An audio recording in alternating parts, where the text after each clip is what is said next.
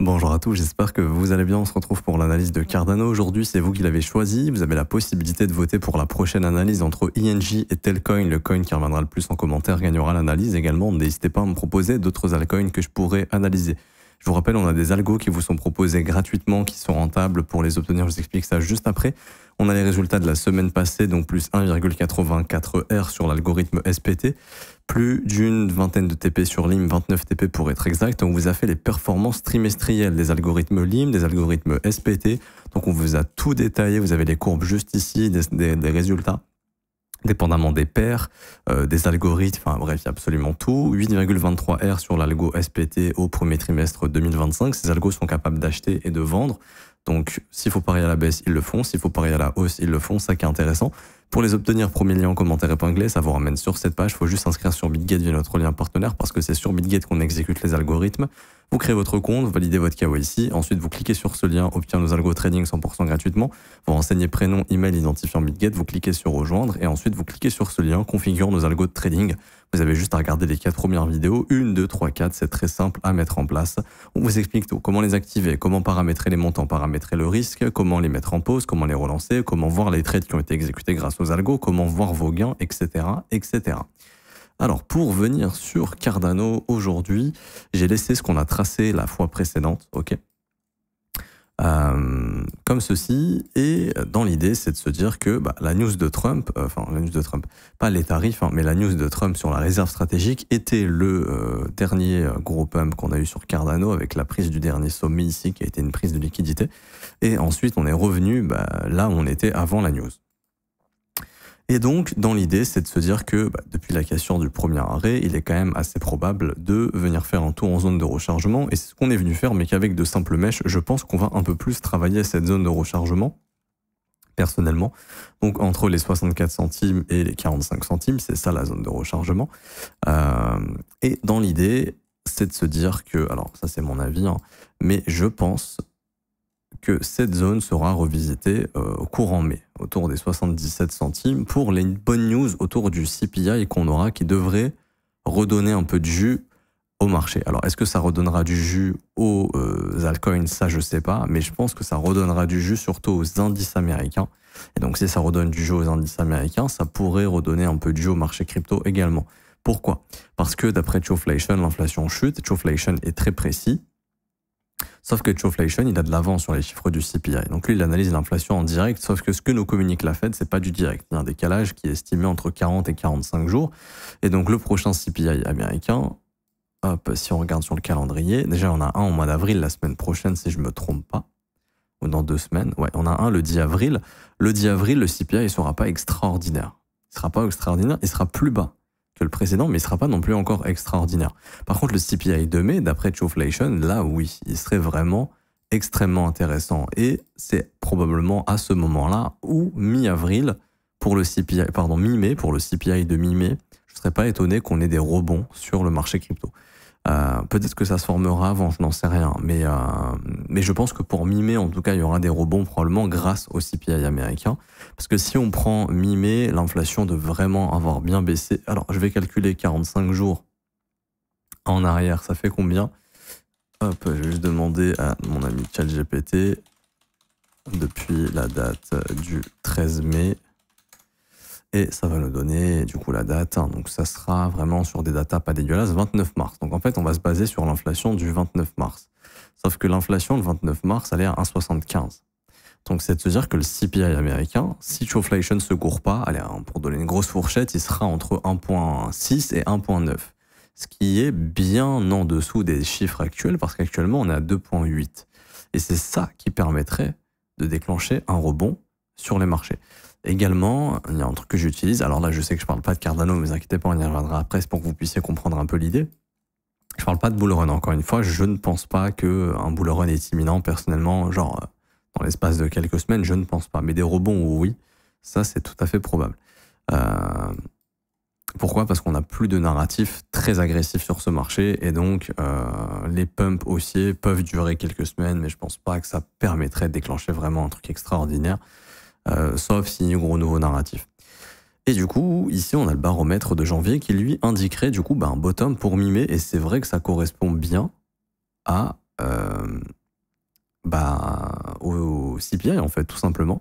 Pour ceux qui se demandent c'est quoi le baromètre, en fait, on prend le price action, donc le comportement du prix du 1er janvier jusqu'au 31 janvier, et on le met sur toute l'année. Et en gros, le concept, c'est de se dire que le premier mois de l'année va nous indiquer comment va se passer toute l'année. Donc ça, c'est le price action du premier mois de l'année, donc de janvier 2025, et c'est de se dire que cette année, il pourrait se passer ça. C'est-à-dire, au début, le baromètre a indiqué un dump, donc c'est ce qu'on est en train de faire, et ensuite, le baromètre indiquerait un bottom autour de mai, donc peut-être un début de consolidation à venir sur les marchés américains, et ensuite, une remontée ici, jusqu'au mois d'octobre. C'est ce que dit le baromètre. Le baromètre peut se tromper, bien évidemment, s'il y a une récession, il y a une crise, Trump, il pète les plombs, il double les tarifs la semaine prochaine, enfin bref. Bien sûr, ce sera pricé par le marché. Et du coup, c'est de se dire qu'au mois de mai, voire peut-être avril, mais là, je pense plus, pour être honnête, qu'on va aller purger le plus bas des 58 centimes.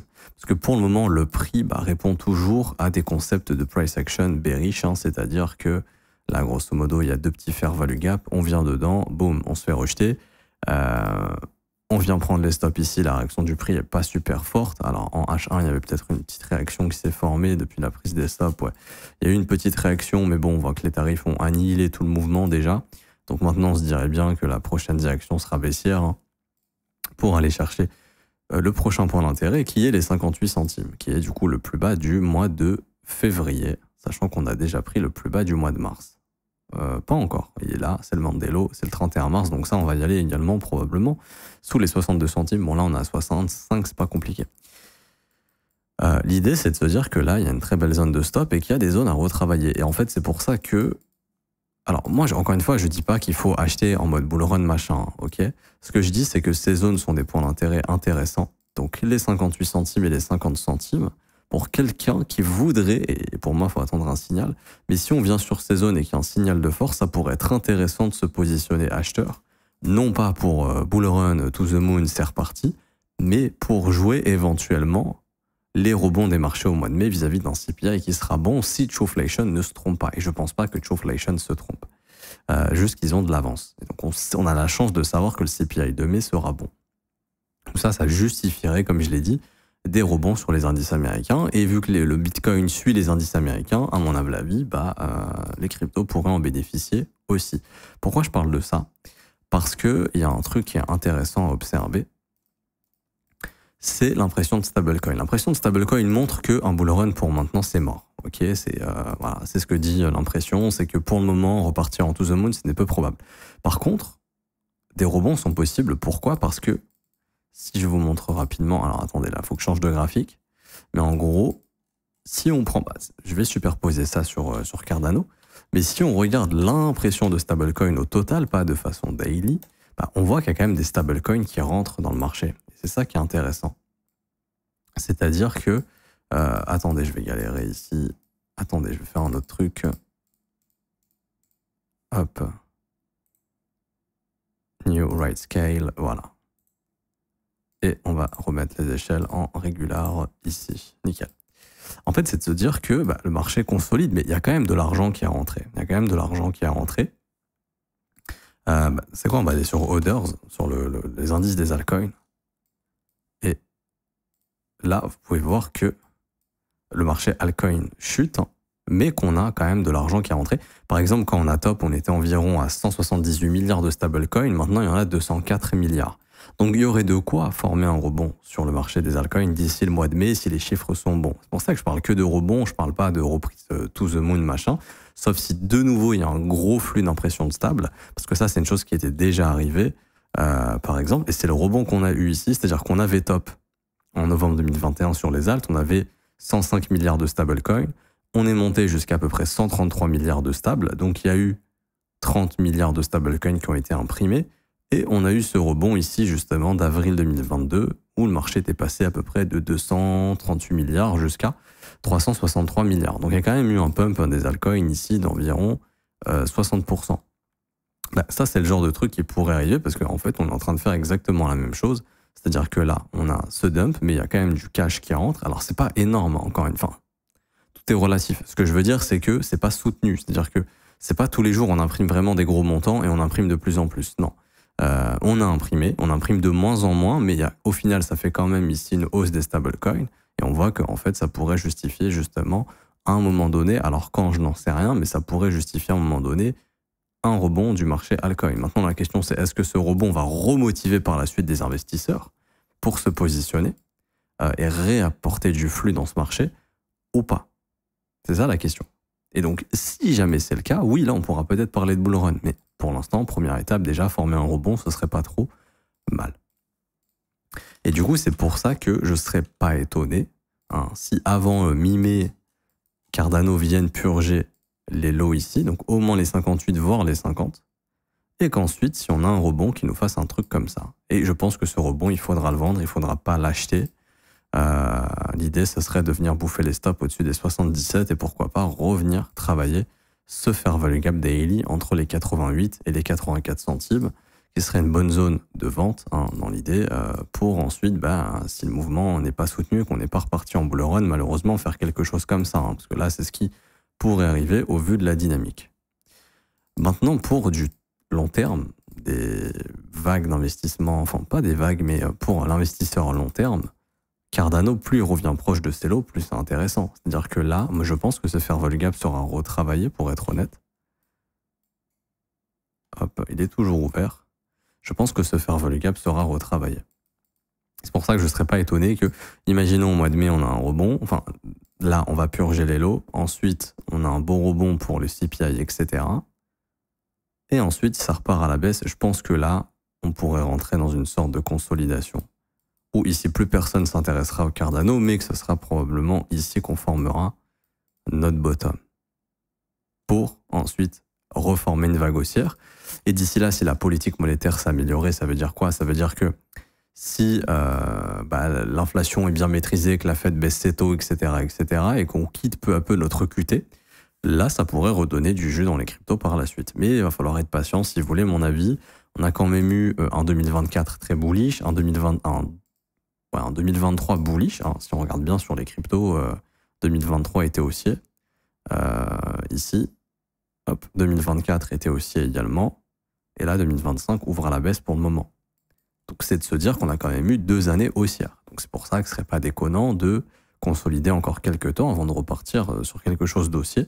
Je t'ai expliqué, mais le cycle des 4 ans, c'était un cycle basé sur l'impression monétaire. Là, on est dans quelque chose de complètement différent. C'est-à-dire qu'il n'y a plus de facilité de la part des banques centrales d'injecter des liquidités sur les marchés, enfin de mettre à disposition des liquidités pour les marchés. Justement, ils en retirent. Donc, ils en retirent moins, mais ils en retirent toujours. Et bull run rime avec impression monétaire et injection de liquidité dans les marchés. Donc, c'est ce qu'il faudrait. Pour l'instant, on ne l'a pas. Et vous voyez, au niveau des stablecoins, c'est ce que je vous disais. Ici, on voit qu'on imprime de moins en moins. Là, je suis en hebdomadaire. Donc, par exemple, novembre, on a eu 7 milliards imprimés en une semaine. Ici, on a eu 5 milliards. Ici, on a eu 5,6 milliards. Ici, on a eu 5 milliards. Là, on voit qu'on a diminué le rythme. On est à 1 milliard ici, 800 millions. Là, cette semaine, pour le moment, on est à 337 millions. 337 millions. Bon, on est que jeudi, ça pourrait encore imprimer, mais on voit que ça imprime de moins en moins. Mais à noter que ça a quand même imprimé. Donc, c'est pour ça que des rebonds ne seraient pas impossibles au vu des stablecoins qu'on a. Il y a des stats, par exemple, qui montrent que sur Binance, il y a beaucoup de stables qui attendent. Et donc, ça, c'est du cash où on pourrait, en cas de rebond, faire acheter pas mal de gens pour, bien sûr, derrière, repartir. Parce que souvent, les gens achètent beaucoup trop tôt. Soit beaucoup trop tôt dans le cycle, soit beaucoup trop tard sur la fin du mouvement. Donc voilà, j'ai pas nécessairement plus de choses à dire. Pour les objectifs sur du long terme sur Cardano, notez bien votre premier arrêt, j'en ai déjà parlé plein de fois. Le jour où on casse le premier arrêt, il faudra s'attendre éventuellement à un retour dans la zone de rechargement de short, de $2,50, ça qui sera votre zone de profit à nouveau. La TH bien évidemment, et après des extensions, mais ça je ne vais pas en parler aujourd'hui. Pour le moment, on se concentre déjà sur ce qu'il y a à bosser, c'est-à-dire se faire value gap, pourquoi pas. Et ensuite, au mois de mai, je referai une mise à jour, enfin peut-être avant, mais d'ici le mois de mai, on refera un point pour voir qu'est-ce qui se passe sur les marchés vis-à-vis des chiffres de l'inflation et comment le marché appréhende tout ça. Je m'arrête ici, j'espère que ça vous aura plu. Si c'est le cas, n'hésitez pas à laisser un petit pouce bleu, vous abonner si ce n'est pas déjà fait, mettre un petit commentaire. Je vous rappelle, il y a également mon mentorship qui est disponible, c'est le premier lien en commentaire épinglé. C'est une formation de 22 cours vidéo qui vous forme de A à Z sur des concepts de price action très puissants. Il y a la théorie, mais il y a aussi la pratique, comment les exécuter réellement. Je vous explique tout ça, je vous apprends tout ça c'est gratuit. Pour l'obtenir, c'est très simple, c'est le premier lien en commentaire épinglé. Il y a juste à s'inscrire sur BitGet via notre lien partenaire. Vous créez votre compte, validez votre KYC, vous faites un trade d'une valeur de 100 USDT sur la plateforme et ça vous débloque l'accès au mentorship. Pour le récupérer, c'est simple, vous cliquez sur ce lien, la meilleure formation, le trading crypto. Vous cliquez sur obtenir gratuitement, vous renseignez email identifiant BitGet, vous cliquez sur recevoir. Instantanément, vous recevez une première formation Assure ton bull market comme un pro, c'est une formation de 6 heures. Et ensuite, quelques heures plus tard, jusqu'à 24 heures après, vous recevrez le mentorship dans votre boîte mail également. Et pour tous ceux qui veulent se former à mes côtés, rejoindre mon groupe, se former à mes côtés, que je vous accompagne tous les jours, avoir accès à ma formation la plus complète, la formation de l'école, avoir accès à un accès exclusif au Discord dans les salons de l'école pour échanger avec les professeurs, les élèves avancés, les élèves et moi-même pour poser toutes vos questions. Ça se passe dans l'école, c'est le seul abonnement payant que je propose, il est de 49 € par mois. C'est sans engagement, vous pouvez essayer un mois et arrêter ensuite si vous le souhaitez. Vous avez aussi les offres 3, 6 et 12 mois qui vous sont proposées, qui sont des paiements one-shot, mais ils sont moins chers. Par exemple, 36% de déduction sur l'offre 12 mois comparé à l'offre mensuelle. Et vous avez même les témoignages des membres si vous voulez vous faire une petite idée avant de nous rejoindre. En tout cas, je m'arrête ici. On se retrouve très bientôt. Bonne journée. Ciao, ciao.